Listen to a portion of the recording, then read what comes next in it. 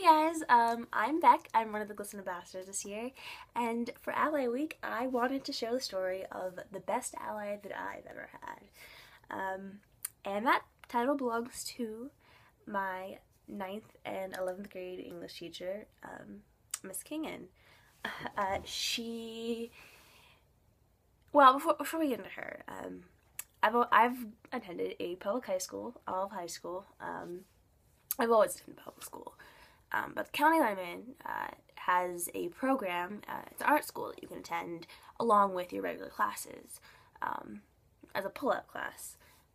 All the students in the county can attend and try out, and there's theater, there's dance, there's technical theater, and for students like me, there's literature, literary arts, and this is where Miss Kagan teaches. And so the arts. The arts have always been a really good place for queer people, for queer people to be. When you have one degenerate community living on the edges, you usually are more accepting of other communities living on the edges that are thrown out from normal society. And so the entire environment of the art school is usually a really accepting one, as is art school.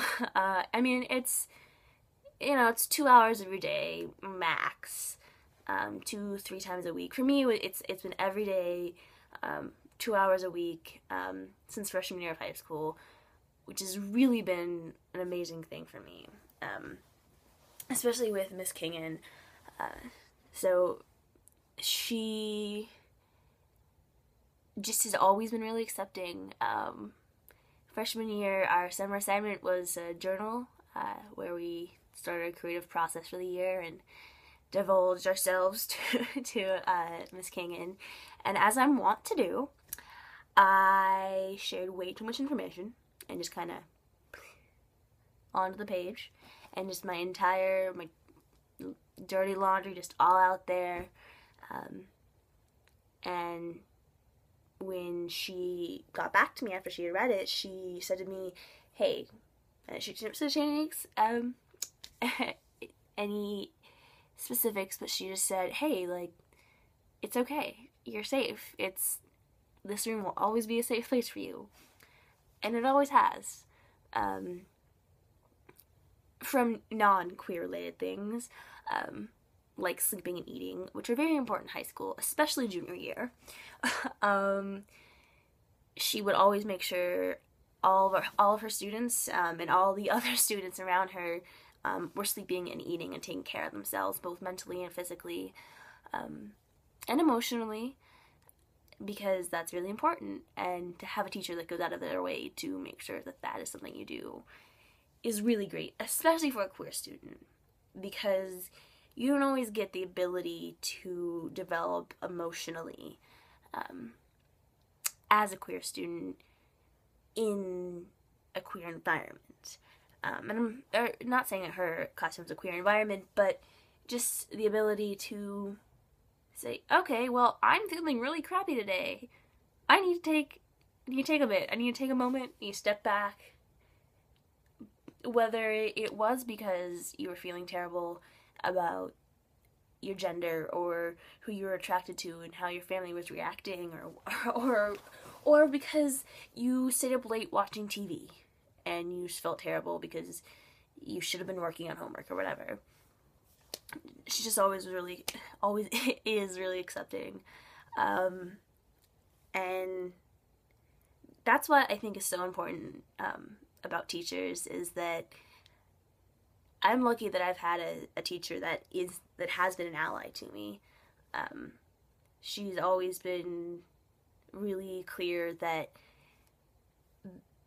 whatever I identify as, whatever I present myself as, whatever is going on, that she is there to support me and to help me and everyone else.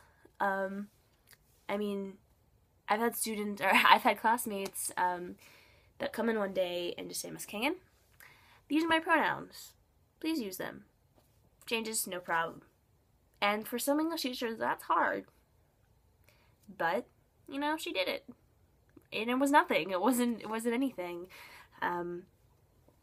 Accepting all relationships, well, as much as a high school teacher can. But I've just been really lucky to be able to have a teacher who's been such a role model to me, such a guiding force in my life these past couple of years. So yeah, that's my story. Hopefully that others can relate to it, and if not, I hope that one day you will. And as far as allyship goes, it's just important to be able to let others know that you're there to support them, even without saying, I'm here to support you. So, yeah. Well, that's all I got. I guess I'll see you guys another time. So, bye.